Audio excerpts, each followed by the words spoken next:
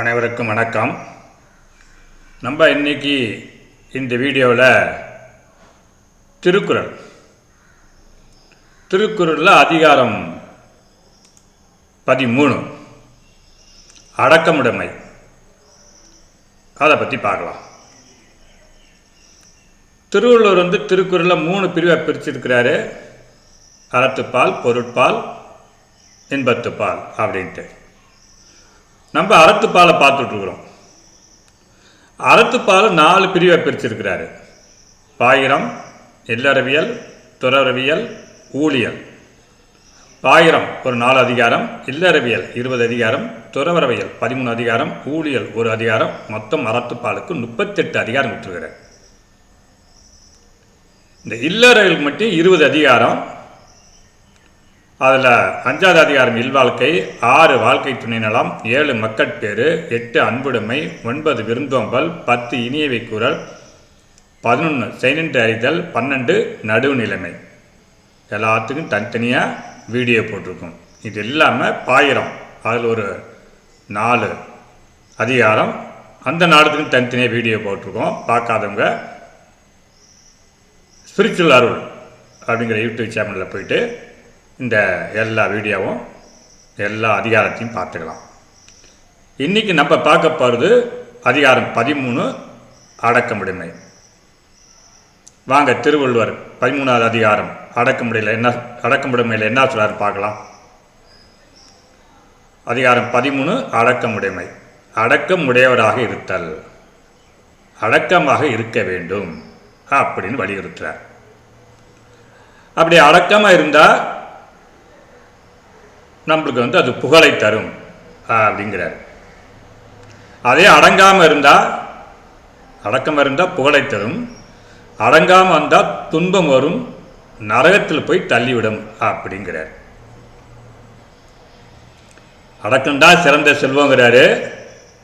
அதனால புகழ் உண்டாகுங்கிறார். அடக்கமாக இருந்தால், அடக்கமாக இருக்கிறது மலையை விட பெரியதுங்கிறார் திருவள்ளுவர். குறிப்பாக அவர் எழுத சொல்வார்னா நாவடக்கம் தேவைங்கிறார். அடக்கம்னா பொதுவாக 5 புலன்கள் அடக்கத்தை பற்றி பேசுகிறாரு.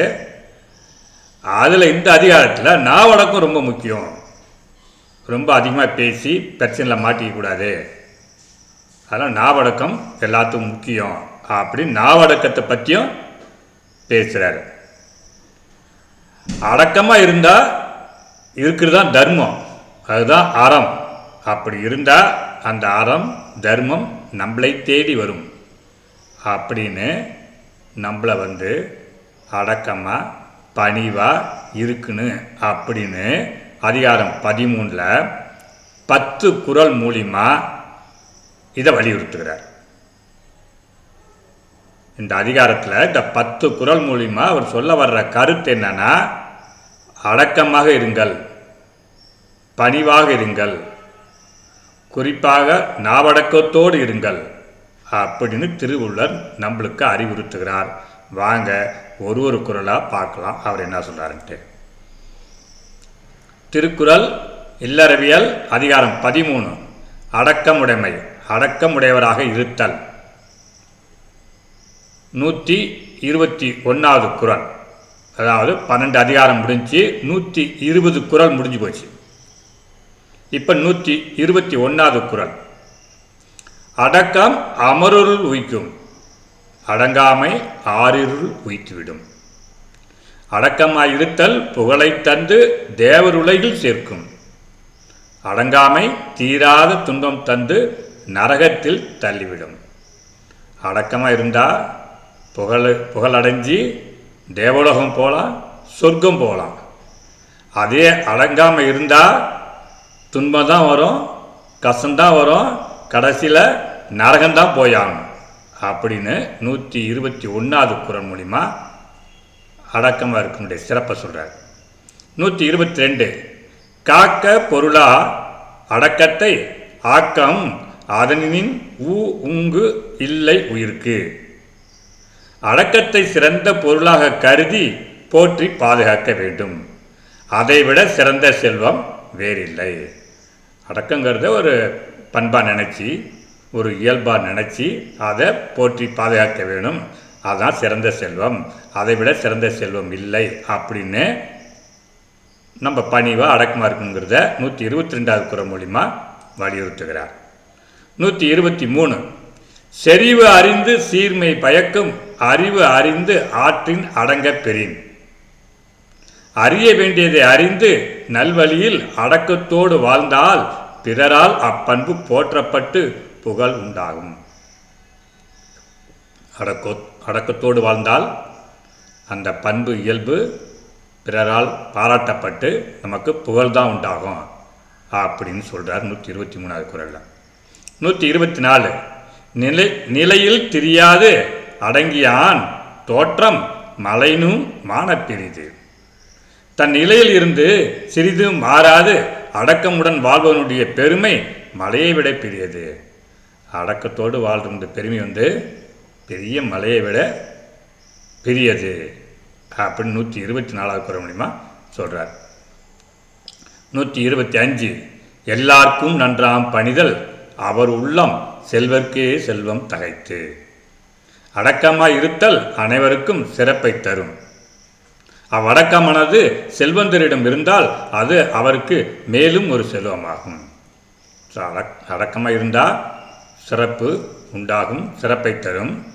அதுவும் அது செல்வந்தர் பெரிய பணக்காரங்கள்கிட்ட அந்த அடக்கம் அந்த பணிவு இருந்துச்சுன்னா அது அவங்களுக்கு மேலும் ஒரு செல்வம் தான் அது அப்படின்னு 125வது குறள் மூலிமா சொல்கிறார். 126 ஒருமையுள் ஆமை போல் 5 அடக்கல் ஆற்றின் எளிமையும் ஏமாப்பு உடைத்து. ஆமை தன் உறுப்புகளை ஓட்டுக்குள் அடக்கி தன்னை காப்பது போல் 5 புலன்களை அடக்கி நாம் வாழ்ந்தால் பிறவிதோறும் அது நம்மை பாதுகாக்கும். எப்படி ஆமை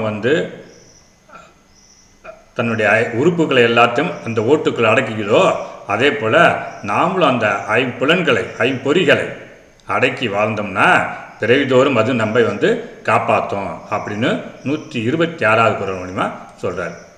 127 யாகாவாராயினும் நா காக்க காவாக்கால் சோகாப்பர் சொல்லிழுக்கப்பட்டு. யாராக இருப்பினும் நாவை அடக்கி பேச வேண்டும். நாவை அடக்காவிட்டால் பிறரை திமிராக படித்து பேசிவிட்டு துன்பப்பட நேரிடும். அடக்கணும்னு இப்போ அடக்கமுடைமை அதிகாரம் அதில் குறிப்பாக நாவை அடக்கம் வேணுங்கிறார். யாராக இருப்பினும் நாவை அடக்கி பேச வேண்டும். பணிவாக பேசணும், அடக்கமாக பேசணும். அப்படி நாவை அடக்காவிட்டால் பிறரை படித்து பேசி துன்பப்பட நேரிடும். நம்ம போய் அவரை திட்டுறோம், அவர் உடனே ஏதாவது நம்மளுக்கு தொந்தரவு பண்ணுவார், அதனால் நம்ம பாதிக்கப்படுவோம். அதனால் நாவை அடக்க வேண்டும் அப்படின்னு இந்த 127வது குறள் மூலிமா அடக்கமுடைமையில் குறிப்பாக நாக்கை அடக்க வேண்டும், பார்த்து பேச வேண்டும், பணிவாக பேச வேண்டும். சொன்ன இனியவை குறல்ல இனிமையாக பேச வேண்டும், நல்லதை பேச வேண்டும், பயனுள்ளதை பேச வேண்டும்.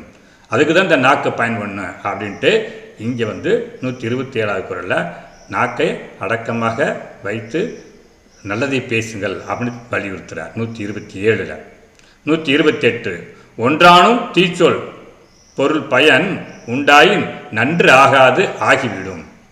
ஒரே ஒரு தடவை நாம் தீய சொல்லால் திட்டினாலும் அது நாம் முன்பு செய்த நற்செயல் அனைத்தையும் வீணாக்கிவிடும். ஒருத்தர் நிறைய நல்லது செஞ்சுக்கிட்டே வரும், நிறைய நற்பயனை அடைஞ்சிருக்கிறாங்க. ஆனால் அவங்கள பார்த்து ஏதோ ஒரு திட்டோம், ஏதோ ஒரு தீய சொல்லிட்டோம், அதுதான் அவங்களுக்கு ஞாபகம் இருக்கும். முதல் செஞ்ச நல்லது ஏதோ அவங்களுக்கு ஞாபகம் இருக்காது. அதான் ஒரே ஒரு தடவை நாம் தீய சொல்லா திட்டினாலும் அது நாம் முன்பு செய்த நற்செயல் அனைத்தையும் வீணாக்கிவிடும். எவ்வளோ செஞ்சுருப்போம், அதனால் அவங்க நிறைய நன்மை அடைஞ்சிருப்பாங்க, அது அவங்களுக்கு மனசில் வராது. நம்ம ஒரே ஒரு சொல் திட்டியிருப்போம், அதுதான் அவங்களுக்கு மனசில் நிற்கும். அதனால் கடுஞ்சொல் பேசாதீங்க, அடக்கமாயிருங்க அப்படின்னு 128வது குறள் மூலியமா சொல்கிறார். 129 தீயினால் சுட்ட புண் உள் ஆறும் ஆறாதே நாவினால் சுட்ட வடு. தீயினால் ஏற்பட்ட தீக்காயும் புறத்தே வடு இருந்தாலும் உள்ளே ஆறிவிடும். ஆனால் ஒருவரை கடும் சொல்லால் திட்டி உண்டான மனக்காயம் என்றுமே ஆறாது. இந்த குறள் அடிக்கடி பள்ளிக்கூடத்தில் ஸ்கூலில் எல்லா மாணவருக்கும் சொல்லி கொடுப்பாங்க. ஏன்னா தீயினால் ஏற்பட்ட காயம், புறத்தே வடு இருந்தாலும், ஒரு தீக்காயம் ஏற்பட்டுச்சு, நெருப்பில் விழுந்துட்டாங்க, அடிபட்டுட்டாங்க, அந்த காயம் கூட மருந்து இருந்து போட்டு ஆற்றிடலாம். ஆனால் ஒருத்தவங்களை திட்டோம், கடுமையாக அவங்கள படித்து பேசிட்டோம், தகாத வார்த்தையை சொல்லிட்டோம் அப்படின்னா அவங்கள்ட்ட அந்த மனக்காயம் ஆறவே ஆறாது. அதனால் நாவடக்கம் தேவை. திருப்பியும் வலியுறுத்துகிறார். ஒரு குரலே நாவடக்கம் தேவைன்னு சொன்னார். இங்கே என்ன சொல்கிறாரு? பார்த்து பேசுங்க, கடுஞ்சொல் பேசிடாதீங்க. பேசுனா அந்த தீவில் ஏற்பட்ட தீயினால் ஏற்பட்ட காயம் கூட ஆறிடும். ஆனால் நீங்கள் ஒருத்தவங்க கடும் சொல்லால் பேசினீங்கனாக்கா அந்த வடு அவங்கள மனசை விட்டு போகவே போகாது. அதனால் கடுஞ்சொல் பேசாதீங்க, அடக்கமாக இருங்க, நாவை அடக்குங்க அப்படின்னு 129 குறள் மூலிமா அடக்கத்துடைய அடக்கமாக இருக்க வேண்டியதை நம்மளுக்கு வலியுறுத்துகிறார். 130 கதம் காத்து கற்று அடங்கல் ஆற்றுவான் செவ்வி அறம்பார்க்கும் ஆற்றின் நுழைந்து. கற்க வேண்டியதை கற்று கோபத்தை அடக்கி பணிவோடு அடக்கமாக வாழ்பவனிடம் அறமும் தானே வந்து சேரும். நல்லா படித்து கோபத்தை அடக்கி பணிவாக அடக்கமாக இருந்தோம்னா அந்த தர்மம் அறங்கிறது நம்மளை வந்து சேரும்.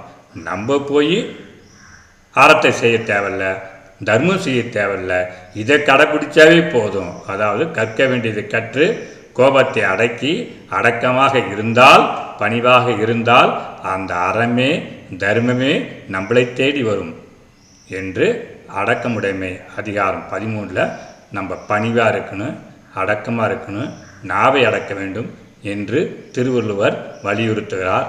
ஆதலால் நாமும் அடக்கமாக இருப்போம், பணிவாக இருப்போம், நல்லதை பேசும். குறிப்பாக யாரை பற்றியும் யாரிடமும் கடும் சொல் பேசாது நாவை அடக்கி ஆனந்தமாக வள்ளுவர் சொன்னபடி ஆனந்தமாக வாழ்வோம் என்று கூறி இந்த அதிகாரம் 13 இத்துடன் முடிக்கின்றேன். நன்றி, வணக்கம்.